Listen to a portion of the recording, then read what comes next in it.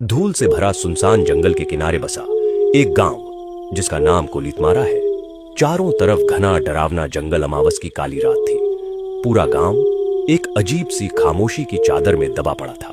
बस दूर जंगल से कहीं कुत्तों के भौंकने की और सूखी हवा के पत्तों की आवाजें सुनाई दे रही थी। इसी गांव के बीच में बसा था एक छोटा सा घर जिसमें चंदू और उसकी पत्नी विमला रहती थी। उस रात जब चंदू रात में जंगल लकड़ी लाने जा रहा होता है। सुनिए जी, आज अमावस की रात है और आप इस वक्त जंगल जा रहे हैं। आज आप मत जाइए, मुझे बहुत डर लग रहा है। ऊपर से इतनी गहरी रात भी है। अरे विमला, तुम घबरा क्यों रही हो? अगर मैं लकड़ी नहीं लाया तो घर का खर्चा कैसे चलेगा? तुम चिंता मत करो, मैं जल्दी ही लौट आऊंगा। पत्नी ने इतना समझाकर भी चंदू रुका नहीं। वो अपनी कुल्हाड़ी हाथ में लेकर इतने रात को जंगल लकड़ी काटने निकल जाता है। दूसरी तरफ उसी गांव के बीचों बीच पुराने बरगद के नीचे बनी गोपी की चाय की दुकान से धीरे धीरे बुझती अंगारों की रोशनी में चमक रही थी। उसी चाय की दुकान पर बैठे थे गांव के 4-5 लोग। उनमें सुरेश, जगदीश, गोपी और गांव के सबसे बूढ़े प्रेम चाचा भी बैठे थे। अरे ये कुत्ते इतना क्यों चिल्ला रहे हैं आज? लगता है कुछ बुरा होने वाला है। मुझे तो लग रहा है कोई भूत या प्रेत बाहर घूम रहा है। आज अमावस है ना? हाँ, आज अमावस की रात है। इस रात जंगल जाना तो मौत को दावत देने जैसा है। आज रूप बदलने वाला साया छलावा रास्तों में भटकता है। भाइयों, मैंने सुना है कि वो साया किसी भी इंसान का रूप ले लेता है। उनकी बातें चल ही रही थीं कि चंदू एक हाथ में कुल्हाड़ी और दूसरे हाथ में लालटेन लेकर उनकी ओर आता दिखा। लालटेन की कांपती लौ में धीरे धीरे चंदू आगे बढ़ रहा था। अरे चंदू, इतनी रात को कहाँ जा रहा है? यह अमावस की रात है। यह समय ठीक नहीं है बेटा। पागल हो गया है क्या चंदू? कौन आदमी आधी रात को लकड़ी काटने जाता है? गोपी भैया, अगर मैं लकड़ी काटकर नहीं लाया तो घर का चूल्हा कैसे जलेगा? हर रोज विमला मुझे मना करती है, पर मैं क्या करूं? मजबूरी है। अगर मैं घर पर बैठ गया तो घर कैसे चलेगा? मत जा चंदू, आज अमावस की रात है। जंगल में आज कोई इंसान नहीं बल्कि वो खतरनाक साया घूमता रहता है। सुरेश भैया, आप ठीक कह रहे हैं, लेकिन मैं ऐसे घर पर नहीं बैठ सकता। मुझे जाना ही होगा। चंदू, लेकिन एक बात ध्यान रखना, छलावा या फिर ऐसी कोई चीज से तुम्हारा सामना हुआ तो ध्यान रखना उसे आग या रोशनी से डर लगता है। इतने में एक जोरदार ठंडी हवा का झोंका आया। लालटेन की लौ तेज लहराई और जैसे किसी ने पास में ही हंसकर फुसफुसाया हो। सबके रोंगटे खड़े हो गए, लेकिन चंदू डरा नहीं। वह अपनी कुल्हाड़ी लेकर आगे बढ़ गया। चंदू चलते ही जा रहा था। गांव की आखिरी सीमा पार होते ही सुनसान जंगल का रास्ता शुरू हो गया। रात का अंधेरा और भी भयानक हो गया था। पेड़ों की टहनियां हवा में हिल रही थीं, जिससे अजीब आवाजें आ रही थीं। चंदू को एहसास होता है कि उसके अलावा भी कोई है। चंदू रुक जाता है और कहता है, कौन है? कोई है तो सामने आ जाओ। जवाब में सिर्फ सन्नाटा। तभी उसे अचानक एक काली परछाई दिखी जो एक पेड़ से उतरकर खेत की तरफ चली गई। कौन है रे जगदीश? तुम हो क्या? अगर कोई गांव का आदमी मेरे को डरा रहा है तो मैं डरने वाला नहीं हूं। सीधे तरीके से मेरे सामने आ जाओ, नहीं तो मेरे हाथ जो कुल्हाड़ी है उससे मैं तुम्हारा सिर धड़ से अलग कर दूंगा। तभी वह काली परछाई वापस आने लगती है। वह धीरे धीरे चंदू की तरफ बढ़ रही थी और वह कोई और नहीं बल्कि चंदू की पत्नी विमला थी। चंदू का दिल धक से रह गया। अरे विमला, तुम इस भयानक जंगल में इतनी रात को क्या कर रही हो? मैंने तुमको बताया था कि मैं घर जल्दी लौट आऊंगा, फिर तुम यहां क्या कर रही हो? विमला मुस्कुराई, लेकिन उसकी आंखें बिल्कुल ठंडी थीं। लेकिन वो आवाज विमला की नहीं थी, वो तो उस जंगल के छलावे की थी। घर चलो चंदू, रात बहुत हो गई है। चंदू एक कदम पीछे हट गया। उसी पल विमला जैसी आकृति धीरे धीरे धुंध बनकर गायब हो गई। यह देखकर चंदू का खून जमने लगा। यह कौन था? यह तो विमला नहीं थी, यह तो इस जंगल का छलावा था। फिर भी चंदू रुका नहीं, वह आगे बढ़ने लगा। थोड़ी देर बाद वह जंगल के बीचों बीच आ चुका था। अचानक उसे अपने पीछे किसी के चलने की आहट आई। वह पीछे मुड़ा, लेकिन वहां कोई नहीं था।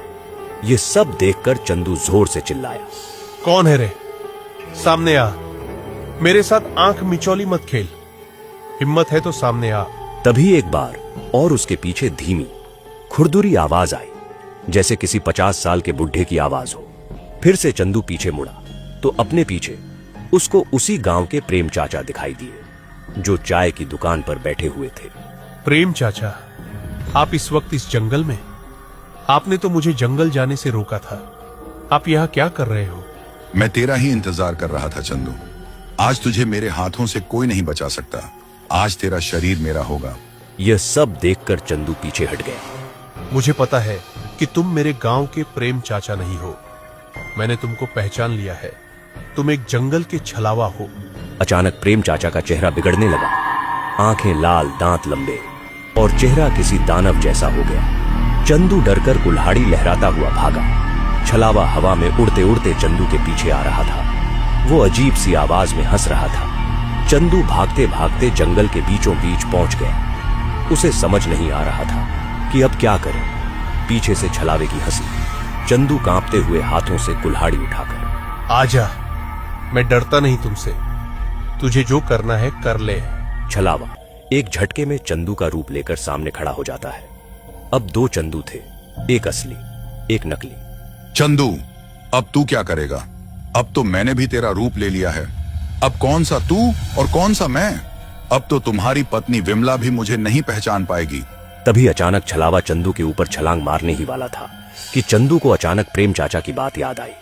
हाँ, प्रेम चाचा ने मुझे आते हुए बताया था कि छलावा रोशनी को बर्दाश्त नहीं कर पाता। उसके बाद चंदू ने अपने हाथ में जो लालटेन थी उसको उठाया और जोर से छलावे की तरफ फेंक दी। जैसे ही लालटेन छलावे के पास गिरी, लालटेन में तेज पीली रोशनी होने लगी और छलावा दर्द से चिल्लाते हुए पीछे हट गया। वह धुएं में बदलता हुआ चिल्लाया, अगली अमावस में लौटूंगा चंदू। उसके बाद तुम्हें यह लालटेन तो क्या, तुम्हारे गांव का कोई इंसान भी बचाने नहीं पाएगा। यह बोलकर छलावा अंधेरे में गायब हो गया। रात के 2 बजे थे। अब चंदू के पास लालटेन भी नहीं थी। चंदू ने अपनी कुल्हाड़ी उठाई और घर के रास्ते बिना लकड़ी लेकर वापस जाने लगा। थोड़ी दूर चलते चलते चंदू थक जाता है, इसीलिए वह एक पेड़ के नीचे आराम करने बैठ जाता है। क्या करूं, कुछ समझ नहीं आ रहा है। रात भी बहुत हो चुकी है और मेरे पास तो अब मेरी लालटेन भी नहीं है। ऐसा करता हूं, आज की रात यहीं जंगल में पेड़ के नीचे सो जाता हूं। सुबह होते ही चला जाऊंगा। दूसरी तरफ चंदू की पत्नी विमला घर के दरवाजे के पास खड़ी होकर उसका इंतजार कर रही थी। रात के ठीक 4 बज चुके थे। तभी विमला खुद से बातें करते हुए बोलती है, हे भगवान, रात के 4 बज चुके हैं और अब तक ये घर क्यों नहीं लौटे? उनको कुछ हुआ तो नहीं होगा? अब मैं क्या करूं? थोड़ी ही देर में सुबह हो जाती है। सुबह होते ही विमला गांव में जो चाय की दुकान है उसके पास आने लगती है। चाय की दुकान पर वही लोग बैठे थे जो रात को चंदू को समझा रहे थे। क्या हुआ विमला, तुम आज चाय की दुकान पर कैसे आई? सब ठीक तो है ना? नहीं प्रेम चाचा, सब ठीक नहीं है। कल रात को चंदू लकड़ी लाने जंगल गए थे, लेकिन चंदू जंगल से अब तक घर आए ही नहीं। मुझे बहुत ही चिंता हो रही है। विमला, तुम चिंता मत करो, अभी हम सब उस जंगल में जाकर देखते हैं। उसके बाद सभी चंदू को ढूंढने जंगल की ओर जाने लगते हैं।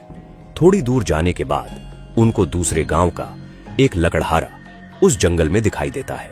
बेटा, तुमने किसी आदमी को इस जंगल में देखा है क्या? वो भी तुम्हारे तरह इस जंगल में रात को लकड़ी लाने आया था। हाँ चाचा, मैंने एक आदमी को एक पेड़ के नीचे देखा था, लेकिन वो सोया हुआ था, इसलिए मैंने उसे जगाया नहीं। वो पास में ही जो पेड़ है उसके नीचे सोया हुआ है। सभी लोग चंदू को ढूंढते हुए आगे जंगल के रास्ते निकल पड़ते हैं। कुछ ही दूर जाने के बाद उनको चंदू एक पेड़ के नीचे सोया हुआ दिखाई देता है। अरे ओ चंदू, नींद पूरी नहीं हुई क्या? अब उठ जा, देखो हम तुम्हें ढूंढने जंगल आए हुए हैं। तभी अचानक चंदू की आंख खुल जाती है। चंदू खड़ा हो जाता है और कहता है, तुम लोग यहाँ? क्या हुआ? सब ठीक तो है? और विमला, तुम भी इन लोगों के साथ इस जंगल में क्या कर रही हो? आप आज घर नहीं आए तो क्या मुझे चिंता नहीं होगी क्या? मैं रात भर आपकी चिंता में सो नहीं पाई और आप कह रहे हो कि क्या हुआ? विमला, अब मैं तुमको क्या बताऊं कि मेरे साथ रात में क्या हुआ। क्या हुआ चंदू? तुम्हारे साथ रात को इस जंगल में? प्रेम चाचा, अब आप लोगों को मैं क्या बताऊं। कल रात जब मैं लकड़ी लेने इस जंगल में आया ना, तो मुझे विमला का रूप लेकर इस जंगल का छलावा मेरे सामने आया। उसके बाद वो गायब हो गया। थोड़ी देर बाद फिर से वह छलावा आपके रूप में मेरे पीछे मुझे मारने आया प्रेम चाचा। लेकिन आपकी वजह से मैं कल रात को बच गया। आपने मुझे चाय की दुकान पर बताया था कि छलावा लालटेन की रोशनी से भागता है। मैंने मेरे हाथ में जो लालटेन थी वो छलावे के ऊपर फेंकी। उसके बाद छलावा गायब हो गया, लेकिन उसने मुझे बोला था कि वह फिर अगली अमावस की रात हमारे गांव आएगा। प्रेम चाचा, छलावा गया नहीं है, सिर्फ कुछ दिनों के लिए गायब हो गया। इसीलिए हम सब गांव वालों को सावधान रहना होगा। बेटा चंदू, तू आज बच गया, पर वो किसी और का रूप लेकर फिर आएगा। अब चलो यहाँ से जल्दी। तभी सभी लोग वहां से अपने घर जाने लगते हैं। आज भी ऐसे गांव हैं जहां किसी को छलावा जैसे चीजें रहती हैं। अगर आप ऐसी और कहानियां देखना चाहते हैं तो चैनल को लाइक और सब्सक्राइब करें।